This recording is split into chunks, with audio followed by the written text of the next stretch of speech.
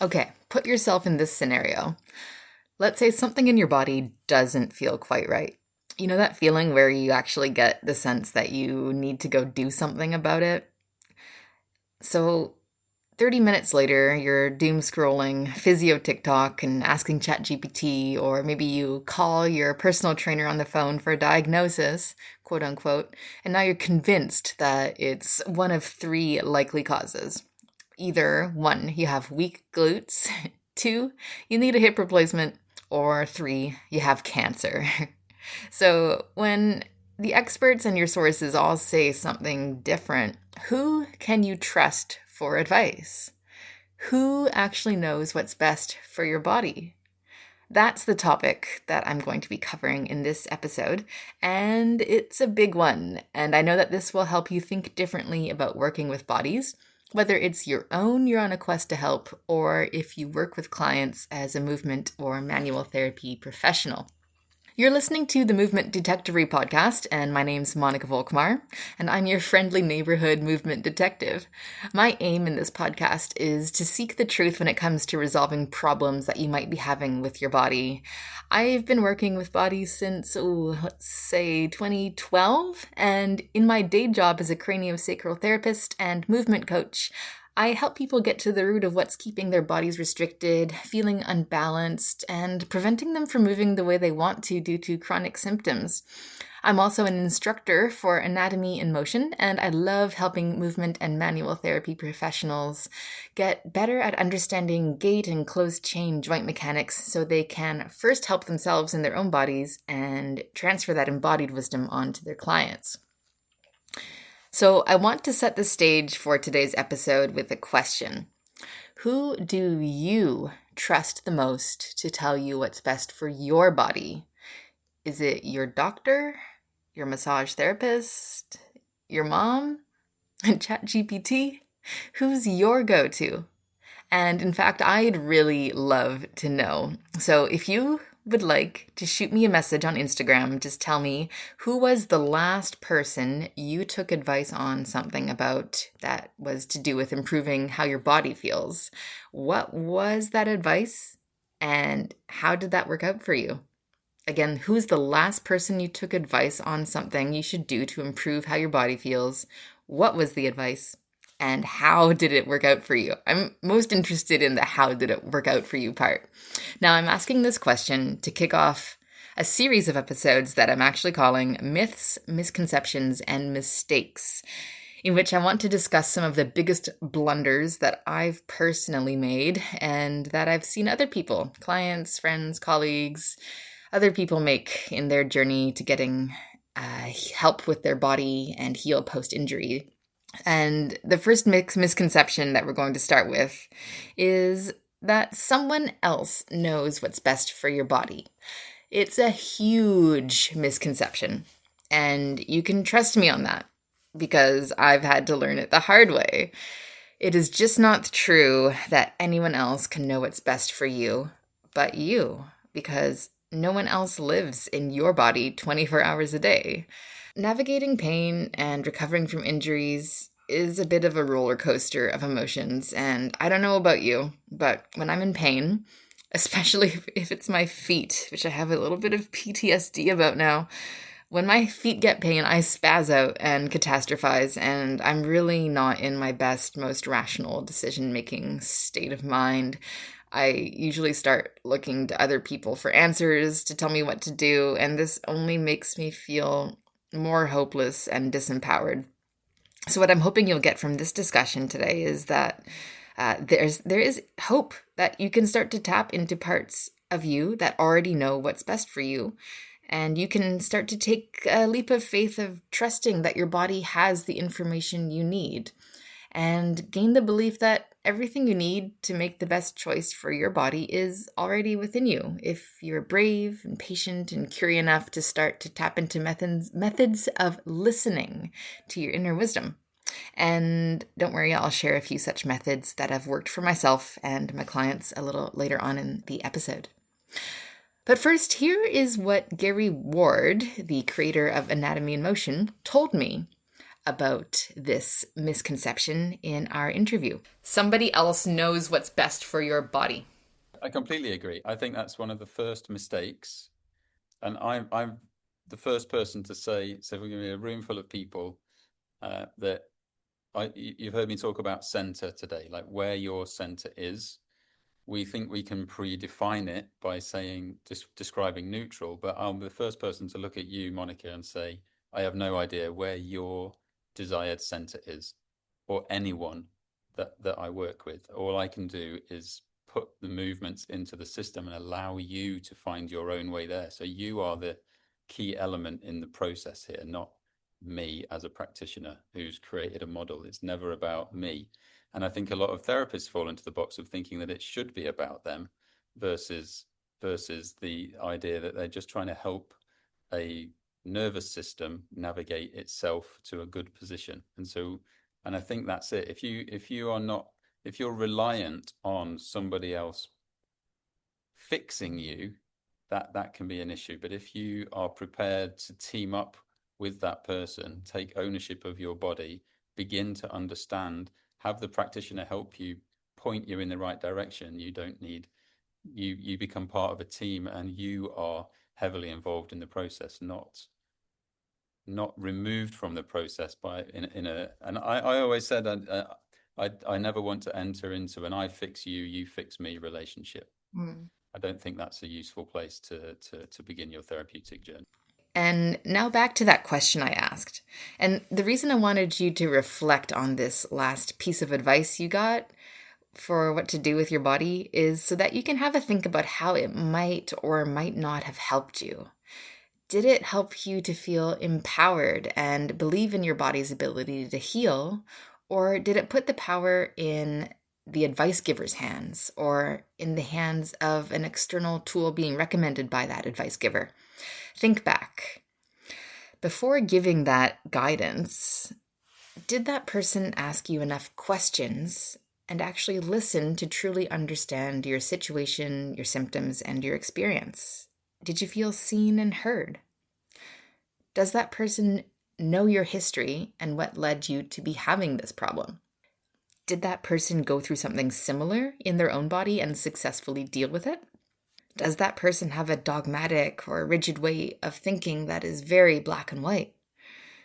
Have you heard that person give that very same advice to other people who clearly have very different issues? Do they have their cookie cutter advice that they just love to give because it worked for them? Or is this person an authority figure that makes you feel judged if you don't do what they are saying? Like, I'm sure we can all relate to going to the dentist and lying about how much you actually brush your teeth. I definitely did. Do you get what I'm saying?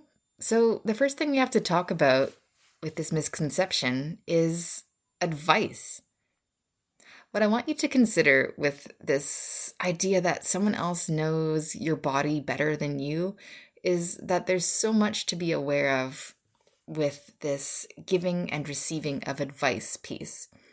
And as you may have heard me say in past episodes, nothing makes me bristle more than being told what to do. Now, I'm very coachable. I love learning new things, but for me, there's nothing worse than unsolicited advice, even if it's what I need. If I'm just not ready to hear it yet, I'm not listening. It might not be anything even to do with the advice giver. It might just be me being in a non-receptive state at that moment in time. But when someone comes in telling me what to do when they haven't taken the time to understand my problem and haven't helped me to go on a journey of self-discovery, which empowers me to want to take ownership of my problem and then guide me towards a solution that I can explore for myself, it really doesn't sit well with me. And I think the difference in advice that lands well and that doesn't is with the intention and the energy of the communication. On one hand, there's this intention of, I know what's wrong and I will fix you. And on the other is, I can't know what it's like to be in your body. And I know that together we can find a solution, but I'm relying on you to help me understand what you're feeling so we can decode what's happening as a team, and I'll guide you through a process through which you can be the one with the critical awareness to help yourself and rely less on me. which one of those people would you rather take your guidance from? So I thought what might be fun is to answer that question myself that I posed to you and give you a few examples, one of the former and one of the latter type of advice. So remember, the question was, who was the last person who gave you advice on something that you can do to improve how your body feels? What was the advice and how did it work for you? So the first bit of advice was from a customer service rep at a shoe store. I'll just set some context. So at this shoe store, I went there because they have some force plate technology where they can measure where the pressure is in your feet. And my expectation was that they then use this information about how your feet hold pressure through them to help you choose a pair of shoes that might be helpful. And they might give you some advice about maybe some foot exercises to do to help with your weight distribution in your feet and thus your mechanics of your body. And shame on me for having this expectation because as I went in and did that force pressure reading, and it showed that I had all of my weight in my heels predominantly, and kudos to the customer service guy. He noticed that, oh, you have all your weight in your heels. Great. So what was the advice that he gave me? His advice was, and also I should say, this customer service rep was a running coach. So he does have some movement experience and some time spent giving advice to people who want to move better. So his advice was just push your toes into the floor more as an exercise. So you can start to strengthen your toe flexor muscles, and then you'll get more weight into your toes because they'll be pushing into the ground more. And I suppose this makes sense if you don't know anything more about the body and the feet. So how did that advice work out for me? As you could imagine, I was very resistant to this advice. Firstly, the customer service rep didn't really ask me any questions or attempt to understand anything relevant as to why my weight might be in my heels. They didn't ask me about past injuries, didn't look at the alignment of my body, which might be putting my weight back in my heels. And we'd had a conversation earlier, so they knew that I was a foot movement coaching specialist person, and they didn't ask about anything that I've tried or that I've been doing. And then they told me what I knew to be that very cookie cutter, non-personalized exercise guidance to simply push my toes into the ground to make them stronger. And I'm just thinking, what are the chances that this will actually help me to make a change in my center of mass to sit more centered in my feet? There's not really much learning for my body going on there. And if anything, I might even start to over-contract the muscles under my toes, and that'll make it difficult for me to actually lengthen the tissues under my feet, which is what happens when we access pronation of the feet. And this might actually be what's missing for me if my weight's all in my heels, because part of our pronation mechanics is allowing our mass to move anteriorly and medially into the forefeet, not just be stuck back in the heels, which is more of a supination representation of foot pressure. So would a better exercise recommendation maybe be to include assessing my foot pronation and, I don't know, look at how shite my spine alignment is and asking if I've had any back injuries, which I've had plenty of, and maybe they could ask what I'm currently doing and if I'm aware and open to having any new solutions recommended to me. And then it would be great if we gotten to try on some shoes that might create a better weight distribution in my feet and experiment with that. So none of that happened, and I kind of shut down and went into my smile and nod mode. By the way, if you want to learn more about how to find a good pair of shoes for yourself, I would recommend you go to listen to the episode that I did on that. Just go to monicavolkmar.com/shoes. Anyway, what I didn't like about this experience of receiving advice was that they didn't meet me at my level of understanding. They kind of just assumed that they knew what was best for me and didn't take a whole body, whole picture into consideration. They just looked at my feet and my toes in isolation. And Yeah, again, my expectation for a shoe store might be a bit too high, but considering that they claim to offer this high-end service of a foot analysis, I did have slightly higher expectations. So again, shame on me. And now I want to share with you the piece of advice that landed completely differently on me. So, who was this advice from? It was from a practitioner and a person that I trust very much named Chris Sritheran. Those of you in the anatomy and motion world know who this is because he was a co-teacher when we taught the 6-day immersion courses back in the day. I'll set the context for the advice. So I was having some very bad problems with my right foot, and I really had no idea what was going on. I was totally clueless. And Chris showed me an exercise to explore multi-segmental rotation of my spine, and it was the first thing I tried that actually helped to shift my foot symptoms. So here's the full picture. What you have to know is, for starters, I had to acknowledge how powerless of a state I was in when I asked for guidance. Very different from when I was going to just try on a pair of shoes. I felt very, very hopeless. Nothing I was doing on my own was helping me when I had my foot pain. I didn't know what the source was of my foot pain, and it was a very vulnerable place for me to be in. And this is a place in which a lot of people would just try anything. And Chris is a wonderful clinician. He took the time to ask me about my problem, the specific sensations, the times of days and types of activities that made it worse or better.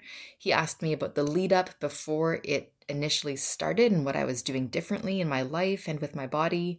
He'd asked what I already tried, what I thought might be happening, asked for my opinion about it, even though I didn't know what was happening. And then we did a full movement assessment, and as we went through it, he helped me through a process of self-investigation. He helped me on my own come to a conclusion with him that there was a very clear restriction of movement in my spinal rotation, that it wasn't just him telling me, but it was me feeling it for reals in my own body and experience. And all along the way, he asked, how does it feel? How does it feel? How does that feel? Does it feel safe to explore this? Do you feel the difference right and left and this and that? Does this feel better or worse or the same if you do it this way? And he never led me in a way that I felt it was him telling me what to do. It was such a beautiful partnership.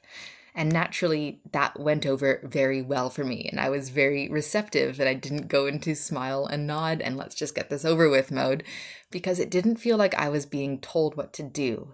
It felt like taking a walk together in a place that I'd never been before, and him just pointing out scenery along the way for me to appreciate and take in. So I'd like to stop and reflect on, which type of advice giver are you? If you're a practitioner, this is important to know. Are you the type of advice giver who tells people what to do and tries to show that you know something they don't? Or are you the kind that guides your answer seeker through a process of self-discovery that allows them to come to their own conclusions? And which of those types do you prefer to be on the receiving end of? And that leads me to the second component of this question of who knows what's best for your body. And it's tapping into something that in the craniosacral therapy world we call inner wisdom. So whether you already know it or not, you know what's better for your body to a degree that's far greater than anyone else can. And it's about acknowledging that there is a deeper wisdom about your body that is a part of your body, which is unconscious, but communicates with you in the language of sensations and imagery that you can tap into. In my interview with the Upledger Institute craniosacral therapy instructor Nina Chernick, she said this. Really, really simply, when I if that concept comes up about inner wisdom and to be fair, also people may have another name for it. Maybe they say the part of me that knows. I say that to people sometimes. And so inner wisdom, everyone has inner wisdom. Everyone has that part of themselves, sixth sense, gut, and maybe intuition, whatever the name is, guide, whatever that is. There are two parts to it. There is the part in terms of the practitioner, and then there's the part in terms of the patient. And for the patient who's on the table, sometimes one of the conflicts that restricts a resolution or resolving a restriction in the tissue or resolving an injury, one of the things that can get in the way is that something has occurred and we haven't consciously recognized the effect that it's had. And I have a beautiful example of that recently with a patient who had had an injury and had a great repair from it. And the person didn't consciously recognize how affected they were by this injury, like how much it changed their life, connecting on the table with the part of them that knows things. And that's how that was comfortable. The part of you that knows things, or maybe that part of your body that has this wisdom in it, that can be very, very powerful, I think, for people because we hold a lot of knowledge about ourselves. And some of us spend a little more time working with that and becoming maybe a little bit more self-aware. And just like with any relationship, if we build our relationship, it becomes really strong. It becomes easier and easier to connect with that inner wisdom or that information that's very valuable. As a practitioner, because you're a person also, you have your own inner wisdom to work with. Then there's an incredible possibility of connecting with the patient's inner wisdom and gaining direction as to, okay, I'm here to facilitate. What can I do? And where shall I go? And that kind of information is there for us to receive, but we have to be in the mode. We have to be in reception mode as opposed to thinking that we know everything. This is what Dr. John Upledger's craniosacral therapy teaching emphasized, that at a deeper level, healing is about self-realization. The reason we have problems is usually not because we know what's wrong with us, but because we're unaware of something that isn't serving us. Or what was once a solution to a problem has now become an unmanageable situation that's creating a new set of problems, and we don't know what it is. And I think this is really true, that there is a part of you that knows. Call it your inner wisdom or inner physician. And by the way, there's a lovely book on this called The Inner Physician and You by Dr. John Upledger, which I strongly recommend for any movement or manual therapy practitioner or receiver of to read. And I'll put the link for that book in the notes for this episode. So when I mentioned the process of self-discovery, this is not just best practice for advice giving. This is what true healing, I think, is really about. It comes from tapping into the part of us that knows things that only we can know, and an outsider's interpretation of might actually muddy the waters and interfere with your process of understanding. For example, in 2018, I took the Upledger Somato-Emotional Release courses, and the biggest takeaway that I got from that was how important it is as a practitioner to not interpret the story for my clients. And I got that takeaway through experiencing what it's like to be a client on a table and have that moment of insight during a practical portion of the course. And for me, it was all about my jaw. So in this, it was the SCR2 course that I did in Florida at the Upledger Institute. And in this session, I was on the table and I was experiencing this, or re-experiencing this familiar symptom, which was a tightening of my jaw. And it struck me how often I've had this feeling before. And it dawned on me that this was the feeling I had every time I tried to hold myself back from crying. It was like a tightening of my face, a clenching of my jaw, a squeezing of my eyes, and it was so clear. As a kid, I cried a lot. I was so self-conscious about how easily I'd cry, and I carried a lot of shame about my hypersensitivity. In somato-emotional release, we could consider this to be important imagery. Even though it's not visual, it's a kinesthetic memory that my practitioner then helped me work with. She asked me inquisitive questions about the feeling in my jaw and the memory that was coming up about it, and it helped me to understand what the tightness in my face signified for me, and it helped me to understand what that feeling was helping me with, what it was actually serving my body to do. But if maybe there was a better way of existing that I could start to explore, to let go of the negative feelings I had associated with being a sensitive kid and start to let go of that tightening of my face that was playing out through the rest of my body in different patterns. And oh my God, that was a cathartic experience. And what I appreciated about this style of working with me was that never once did the practitioner say to me, and this is because you clench your jaw and your pterygoid muscles are tight on this side and you need to stretch them and make sure you wear a mouth guard at night. And oh, have you considered that it might be because your hips are off and you wear the wrong shoes? And you really should do some exercises, some breathing exercises to help your stress so you don't clench your jaw so much because you have some negative emotions you haven't dealt with and we need to clear those emotions and you need to regulate your sympathetic nervous system and blah, blah, blah, blah, blah. None of that advice giving and interpretation of my experience is necessary, and this can be done with movement as well as a manual therapy session. Remember when I was describing the movement session I did with Chris and how it was a guided investigation of what my body could and couldn't do? If this process is guided without overly interpreting for the client, then they can learn from themselves what's going on for their body and come to their own understanding of it. Now, that leads me to a third thing to be aware of here. And we've already talked about giving your personal power away by letting someone else interpret your story for you. But then there's also the side of, I don't want to say being too empowered, but being too forceful in thinking that you can do it all on your own. And sometimes that looks like holding really strongly to a set of beliefs that actually limits you from seeing the truth and hearing that part of you that knows what's best for you. Now, this is sneaky because it feels like you're in a space of knowing what's best for your own body in an empowered way.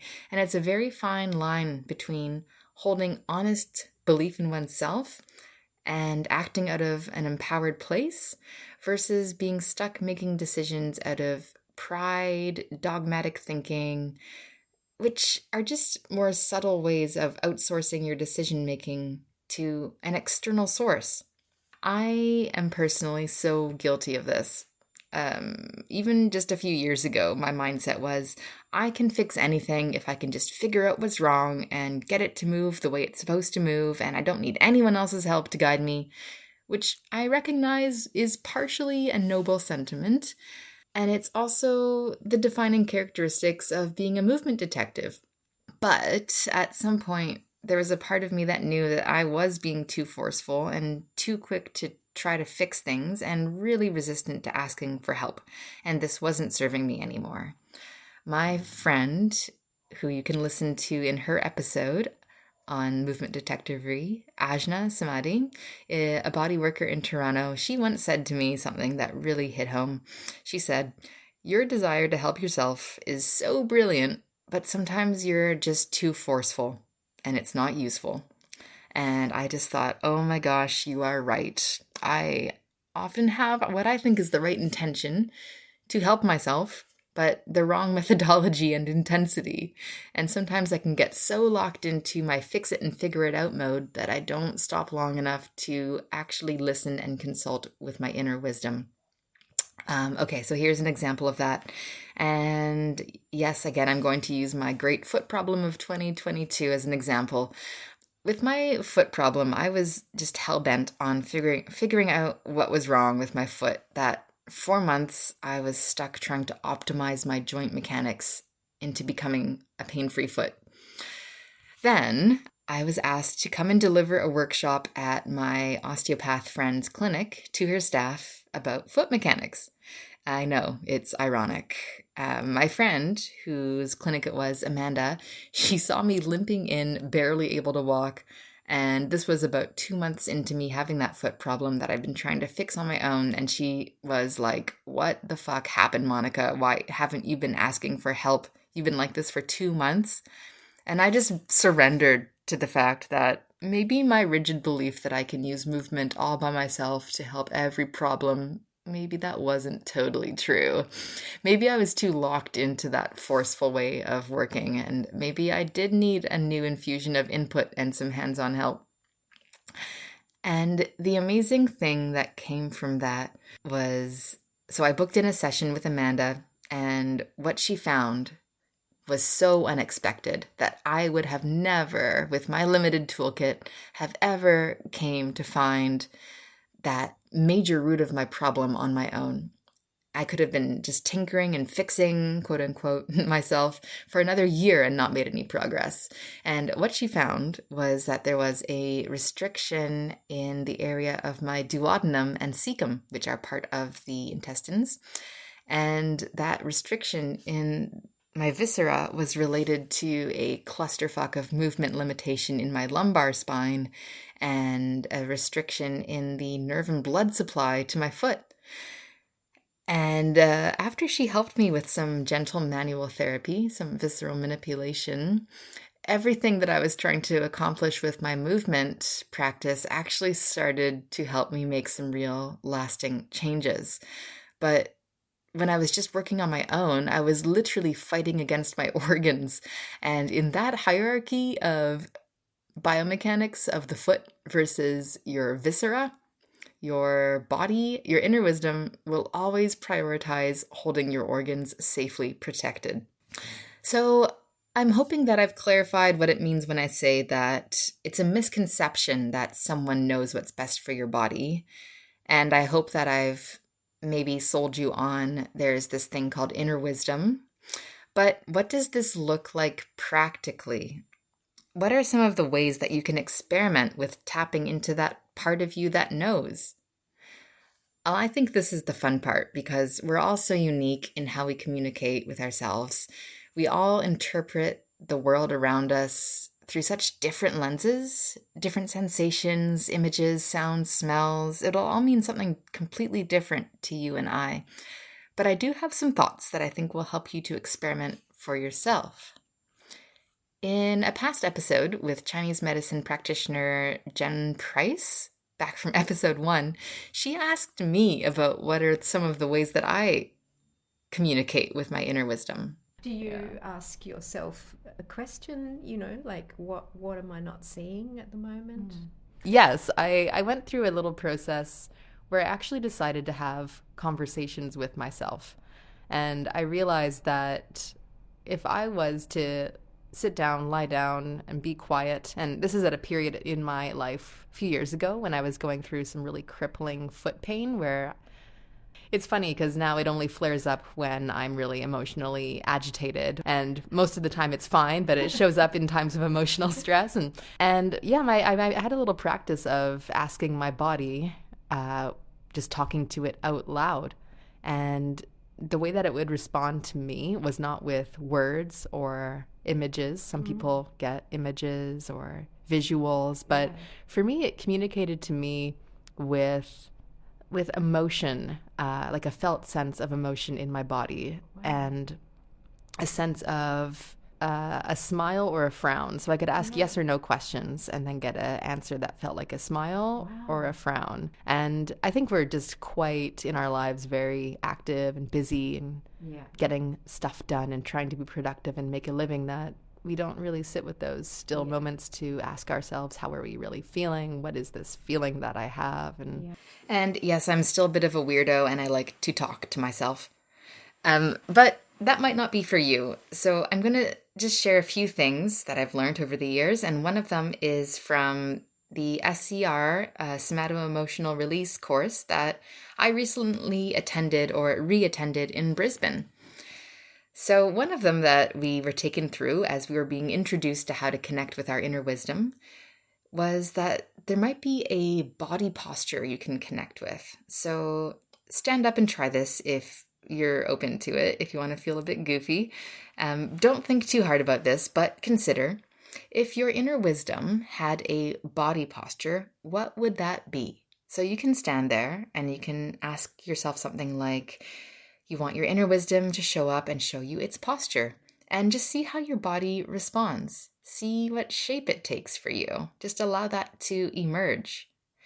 So what my body did, and I felt really goofy in class doing this, but I felt that my body wanted to get taller, my spine wanted to extend, my arms wanted to externally rotate and open and reach out with my palms forward. And it felt like a very positive, optimistic, uplifting, expansive posture to be in. And I recognized in myself that actually, yeah, when I'm working with a client and it feels like we're on to something that's true for them and useful for them, I do feel that posture in myself. Even if I'm not physically doing it, that feeling of that posture is present with us. So what doing this exercise and getting in touch with that for yourself might help you is to notice when you're working with yourself or with a client and you feel that sense of that posture coming into play, that you might be onto something that's true for you or for the other person. Or you might like just to take a moment to inhabit that posture in your body as a way of consulting your inner wisdom intentionally. Another thing that we were taught in the SCR class was that you can actually ask your inner wisdom to show up or to show how it appears using the world of imagery. So if you want to try this, you can sit in a chair and try to be in a receptive state with no expectations, no ideas about what will happen, and you can ask yourself something like, I want to invite my inner wisdom to show itself to me, which I realize is not really a question. So you could ask, please, inner wisdom, would you like to show yourself to me? And just wait. And what might come to you? Don't judge it. Just go with whatever comes to you. It might be a sensation. It might be a visual image. It might be a sound in your head. It might be something unique that you recognize as an inner authority symbol for yourself. For me, it's a real kinesthetic sensation. I don't get a visual, I don't get a sound, but I get a recognizable, repeatable sensation in my body that shows me I'm tapped into the part of me that knows. And if I can stay connected to that, then I can enter into a situation in which I'm working with my own body or with someone else's from a place of seeking truth and curiosity and not an imposition of an idea that came from my mind. Those are just a few things from the SCR curriculum that I found helpful, if you'd like to play with those. And I also think that there's another way that can be done by exploring movement. And the check-in process that we use in Anatomy in Motion is a really incredible way of honing that skill of self-inquiry through honest movement. And this is really great to do with a partner or in a practitioner-client relationship so that you can start to hone into your ability to be objective with yourself and become more aware of your dark zones of movement.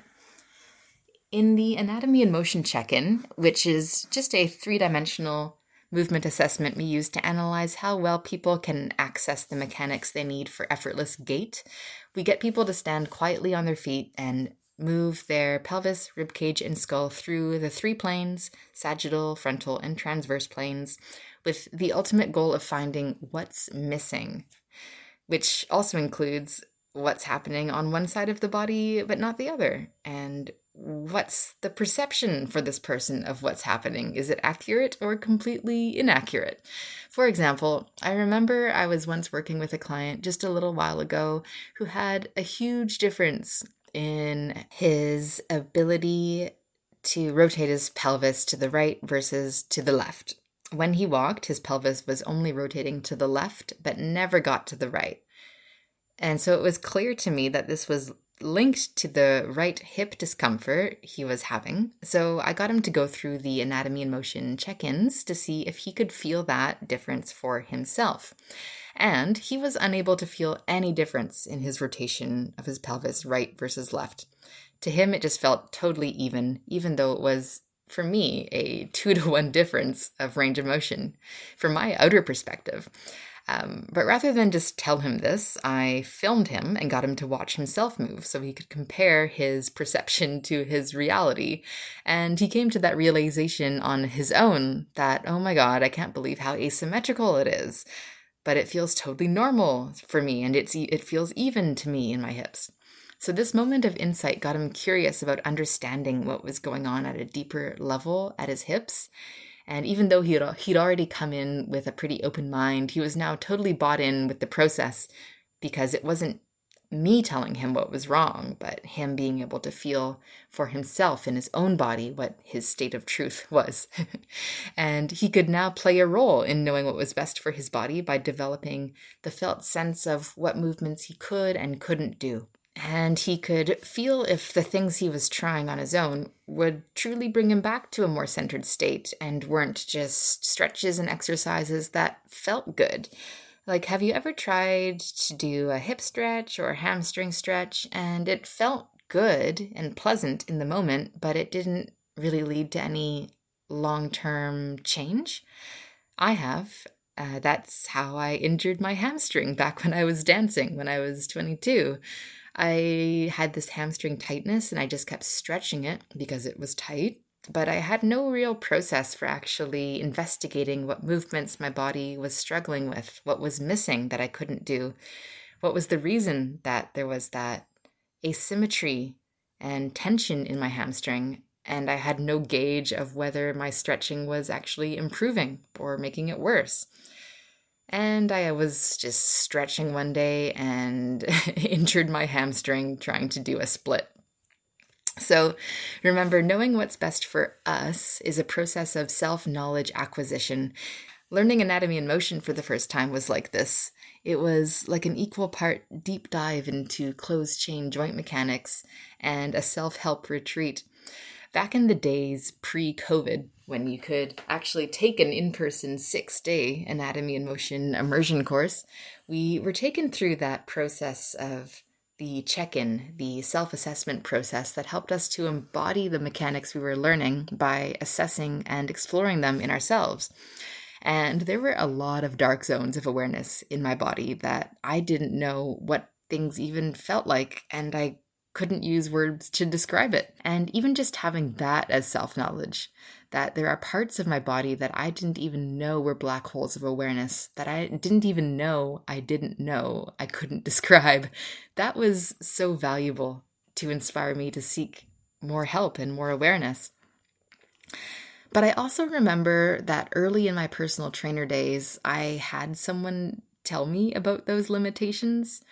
I remember a personal trainer telling me that my spine was really extended and that I should probably work on my pelvis posterior tilt and lumbar flexion, or I might hurt my back one day.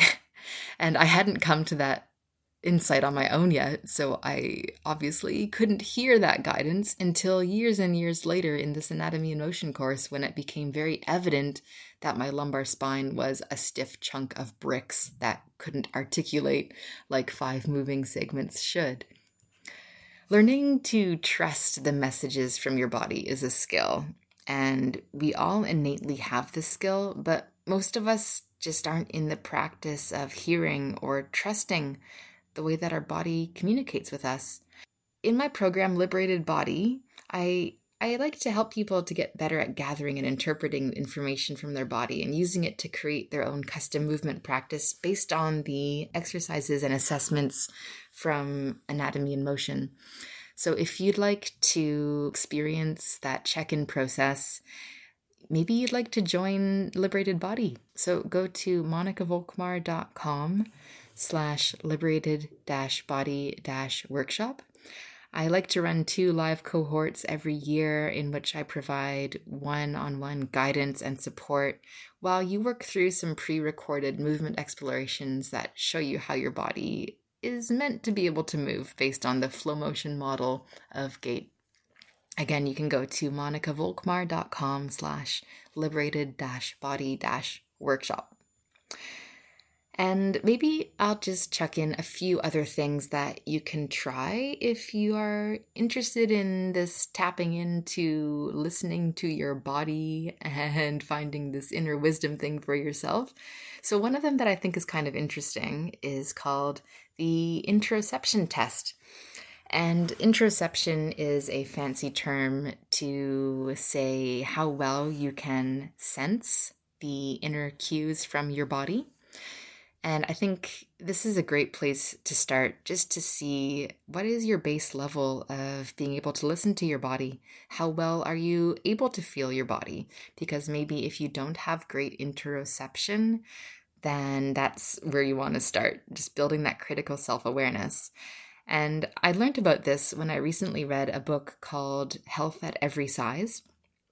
And in this book, they were trying to get people to tune more into their cues of hunger and satiety and cravings. And they realized that people that had poor interoception off the bat had a really hard time with the Health at Every Size program because they weren't very capable of knowing whether they were hungry or whether they were full. And they struggled and felt that they needed a diet and a program and a person to tell them when and what and how much to eat. So they decided to get people to test their interoception using this test. And it was really simple. They just got them to see if they could feel the rate that their heart was beating at rest. So they'd sit quietly and see if they could feel the rate of their heartbeat. And then they compared this to their actual heart rate by measuring that with a heart rate monitor. And then they compared their perception versus their reality. And the closer in line that these two measures were was a good indicator of how well they were at picking up on the subtle cues from their body. And it was indicative of how successful they would be at using a Health at Every Size approach. So I wonder if that would be something interesting to try. Try that interoception test by seeing if you can feel your heart rate without any external monitors and if it's accurate or not. Another thing that is a really useful tool to start to build your interoception is just to start tracking your foot pressure on a daily basis. It's a big part of the anatomy and motion process is to just stand there at rest on your 2 feet and see if you can feel where you sense the most amount of pressure under your feet. And for me, I've said this before, it took me years. I could not, for the life of me, tell where the pressure was in my feet.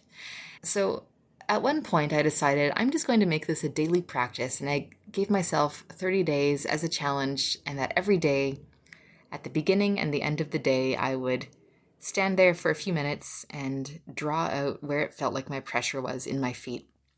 And lo and behold, the more consistently and regularly I challenged myself to do this, I actually got a lot of clarity on that. And that might be something that, if you haven't done that before, could be really useful for you. Another thing that's really helpful is to get body work.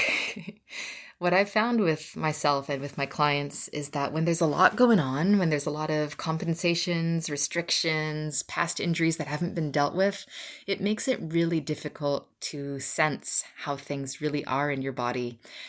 And that's when we have that disconnect between our perception and reality. So just getting more work done, more manual therapy, more experiences of being coached through movement, that can really help to gain that awareness. Another thing you can do if you're not working with somebody is to start engaging in movement practices that emphasize feeling the movement and awareness of your body. I already mentioned the anatomy and motion system is a great one, but you can use any movement form, things like yoga or Feldenkrais, or even just mindfully strength training, or Alexander technique is another good one. They can all help to create that critical self-awareness. One point that I'd like to leave you with is that I think there's a piece to this, which is maybe even a personality type, or maybe something that we learned from the environment we grew up in that might be important to be aware of. If you're stuck with feeling that you can know what's best for your body. And here's what I mean. The idea that only you can know what's best for your body might be obvious for some of you. For example, I talked to Jen Pilati, a movement coach and personal trainer, and she told me this when I asked her about going to physio. Did you ever have a experience with conventional physio or rehabilitation? No, isn't that terrible? I just always assumed I could fix myself. And we know we don't really like the term fix, but we know what you mean by that, Jen. Yeah, I mean, me too. That's not terrible. And it sounds like you discovered some good things.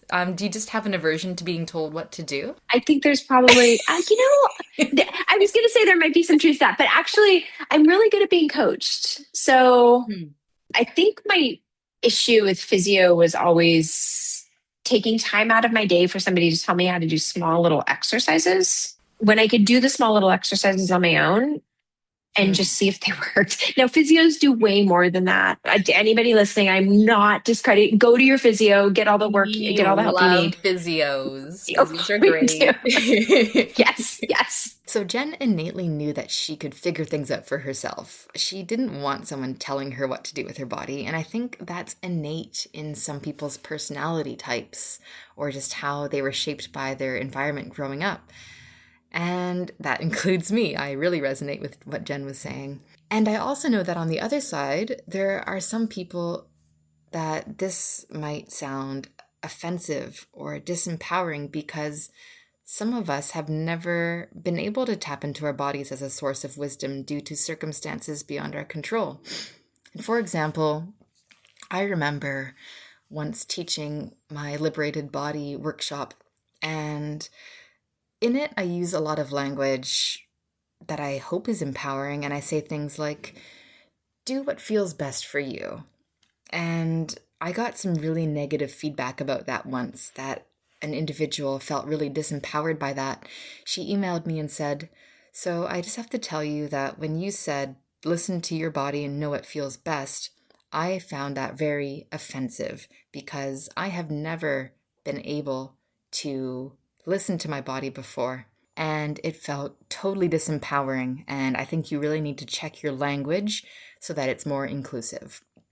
And I had no idea. I thought I was being totally positive and inspiring and empowering, and little did I know, I was not aware that not everyone will interpret my language in that way. And this brings me to the final point I want to make about how to connect to the part of you that knows and what's best for your body.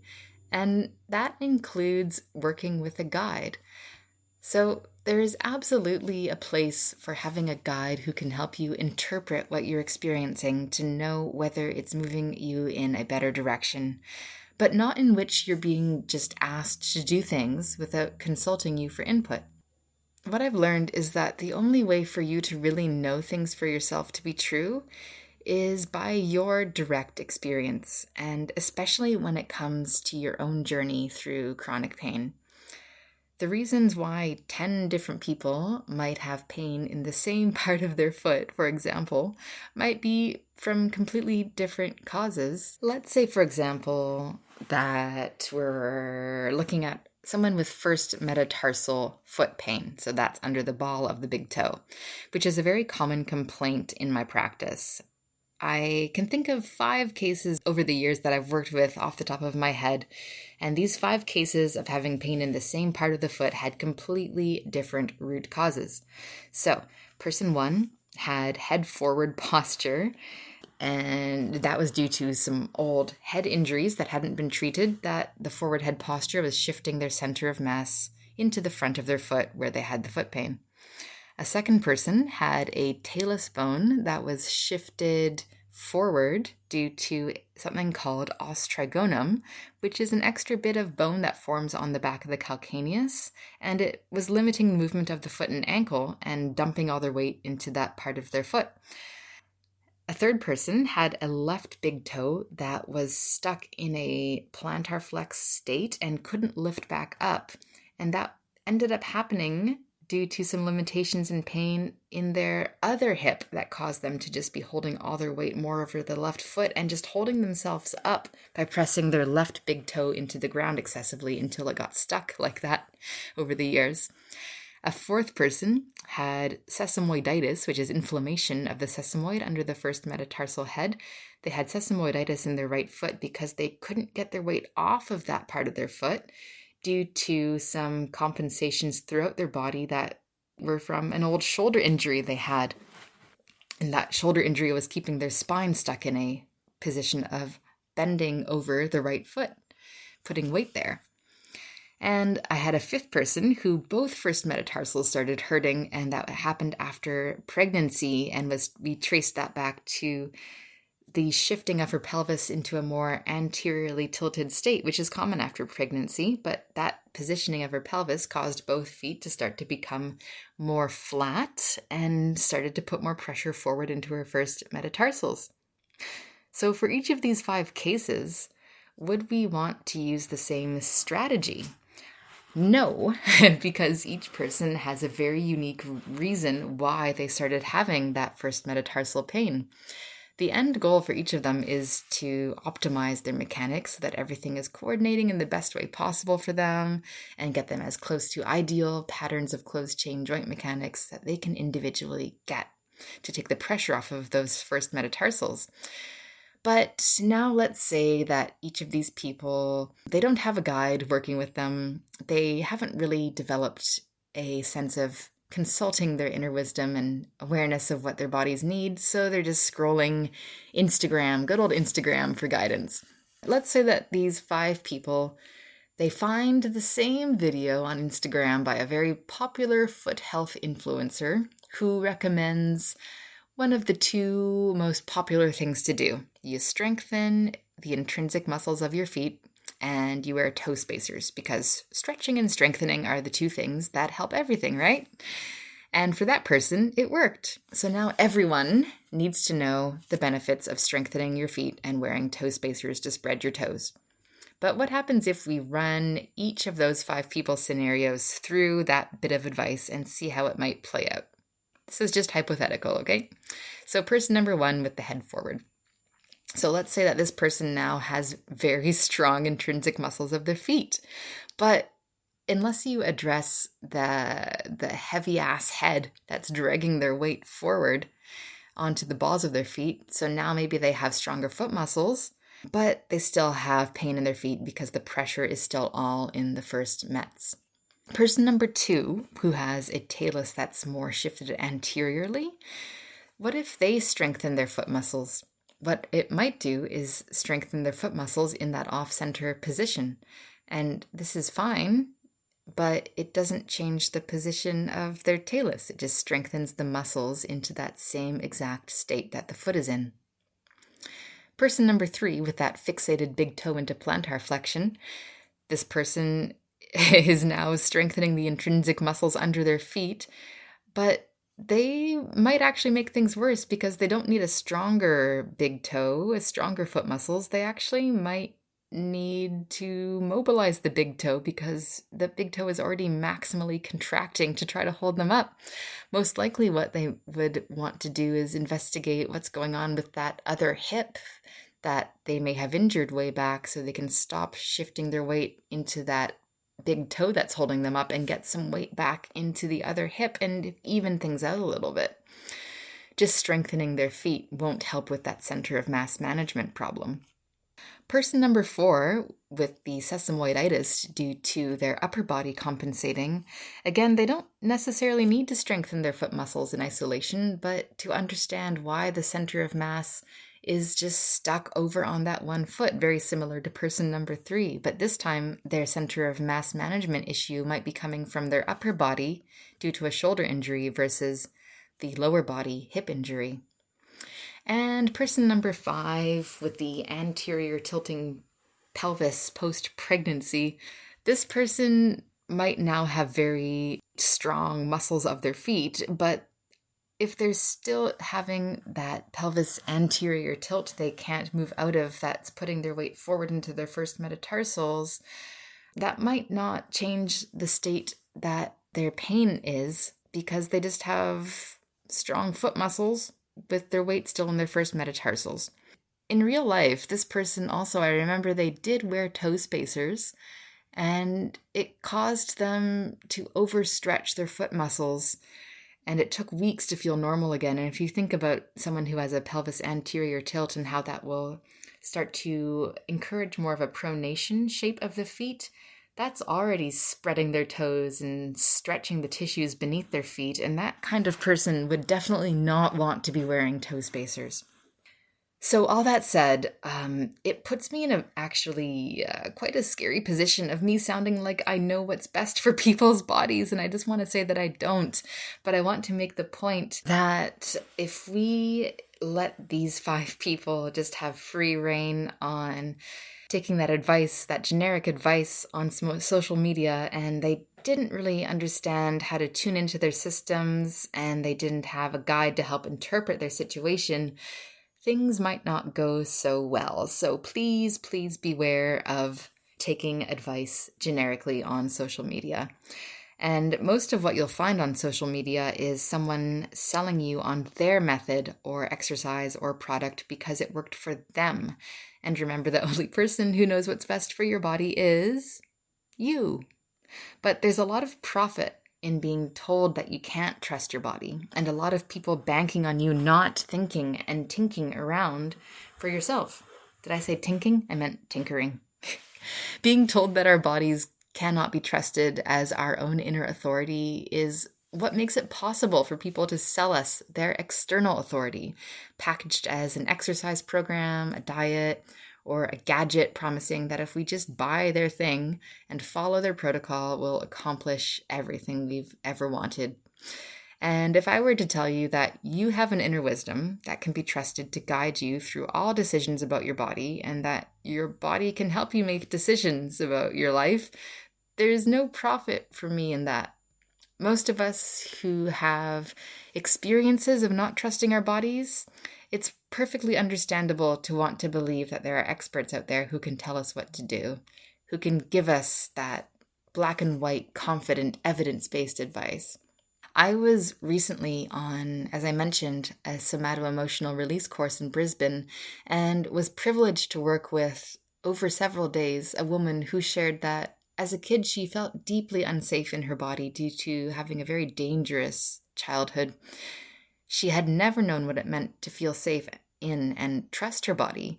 And if just the act of feeling safe in your body is foreign, then it's important to know that there are ways that you can start reconnecting with yourself, but that it might require a bit of help, a bit of guidance from a professional who's adept at working with this kind of thing. Craniosacral therapy can be wonderful for this, but there might also be a need for some counseling on top of any kind of movement practice that puts awareness on the felt sense of being in your body and gradually getting you to feel more and more safe and trusting of it. There's also the misconception that when I say no one else knows what's best for your body, it's like being told that no one can help you. It's all up to you, which is kind of depressing. And it's totally not true, and that's not what I'm trying to say at all. We all might need some help relearning to trust our bodies, but we just don't need to be told what to do, full stop.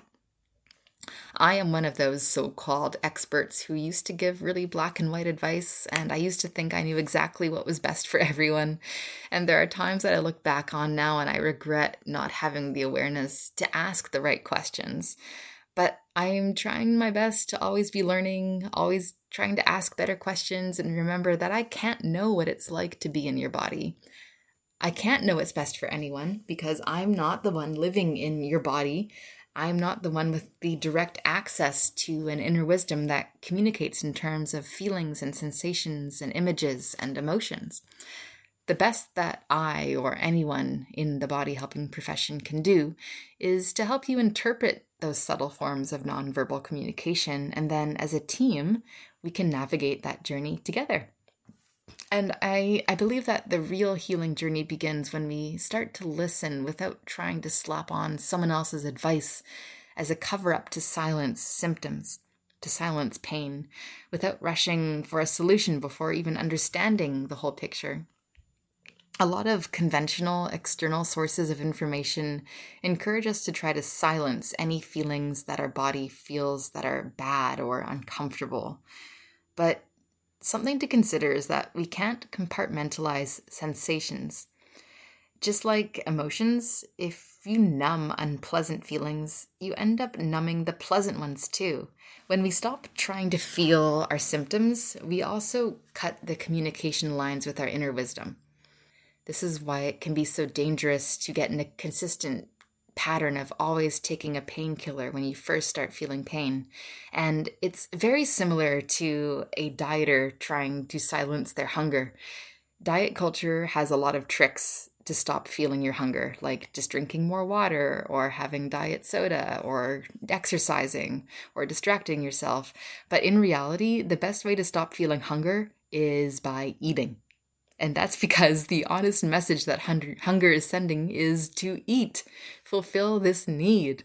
And if you have the privilege, you can even tune into the question, what do I feel like eating? Pausing and reflecting, you might come to know that the food you crave and the solution to the problem of hunger is pizza. But diet culture might tell us to chew gum, go for a run, or some other form of distraction other than attending to your body's needs. And so eventually the feeling of hunger becomes something that we have no more accurate gauge of, and it can take years of deliberate practice to reconnect to your hunger cues. Just ask me how I know. How can we possibly know what to change if we immediately treat the sensation of discomfort or pain as a problem to fix instead of a line of communication to interpret? And it's a two-way street, by the way. The more you begin to extend trust to your body and attend to its needs and take risks and act based on the information it's giving you, the more it starts trusting you back by giving clearer and quicker signals. I'm sure you've had at least one experience in which you've received a clear message from your body, maybe a queasy feeling in your stomach in response to being around a certain person, or an increase in pain in a particular circumstance, or a feeling like you can't stand being in a certain environment. For example, I once had a client who would repeatedly experience right hip pain specifically when her work demands increased and she felt overwhelmed and unable to cope. And that same client would experience specifically jaw pain when she had to deliver bad news to someone. And I've become so in awe of how every sensation in the body, every pain, every minor ache, every symptom has such incredible information. And to just want to immediately silence it and find a solution without fully understanding the wisdom being communicated seems like such a waste of an opportunity.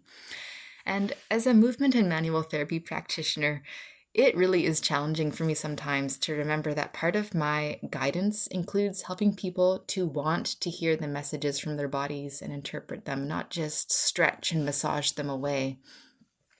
This is largely due to the pressure and expectation that as practitioners we often place on ourselves to help our clients and take on their pain is our responsibility to do something about and to get rid of, when the truth is that their pain is something that I'm here to help them understand, not just to get rid of, and then give an experience to explore what it means, and with full permission to do absolutely whatever they want afterwards, but hopefully now with some tools to interpret whether they're moving in a useful or deleterious direction for their goals. And I'm not here to judge or moralize. I'm advocating for the role that you play and encouraging you to get curious about the subtle language that your body communicates with. I trust that our bodies are always trying to lead us towards truth and well-being and health. And the role of outer authority, meaning things that other people tell you, is to help us to reclaim our ability to follow our own lead, not be blindly led. So if guidance to feeling better in our bodies isn't being told what to do, what does it look like? In addition to that touchy-feely side of connecting with our inner wisdom that I was describing earlier, getting more in touch with knowing what's best for your body also means giving yourself a whole lot of permission to do things differently than the status quo without judging yourself about looking weird or hurting someone's feelings. So, for example, let's say you try on someone's advice, maybe a physiotherapy advice for some exercises. And if it doesn't feel great in your body, ask if they can help you to understand why it doesn't feel good and if they can try a different approach. And if they can't, then they might not be the right guide for you right now. I remember my very first time going to physio, he wasn't giving me exercises to do, and I didn't know any better, so I didn't ask for exercises, but my parents knew better. And they said, "Hey, Monica, is your physio giving you exercises?" And I said, "No, he's just doing massage and ultrasound and heat and adjustments, and it's fine." And they said, "No, you really should be getting some exercises." So I asked him, "Hey, is there an exercise for my hamstring I can do to help?" And he's like, "Oh, no, you don't need to." So that was quite interesting. So knowing what's best for your body can also look like advocating for yourself, like in that circumstance with the physio, but also when something doesn't feel right, you're allowed to say no and leave when necessary. If you're receiving a massage treatment and maybe it's too intense and it's uncomfortable and it feels in your body that it's not right for you, give yourself permission to walk out. It's okay. I know it's hard to do because we don't want to hurt other people's feelings and we've paid for it and we want to get our money's worth. But if it's not helping, you're allowed to cut that treatment short and say no. It also might look like making adaptations to things in a movement or fitness class to better suit your body. Things like moving slower, doing fewer reps than recommended, or modifying the movement pattern, even if the teacher is saying to do it their way.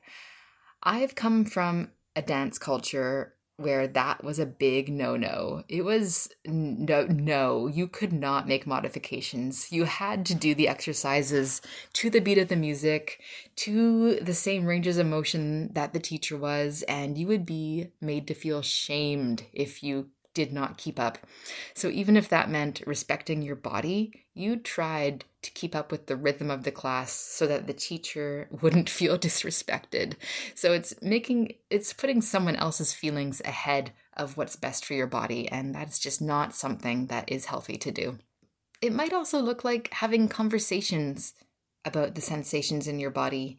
Instead of working with, for example, a personal trainer and doing sets of 10 reps of an exercise, it might actually be opening up a conversation about the quality of the movement and not the quantity of the movement.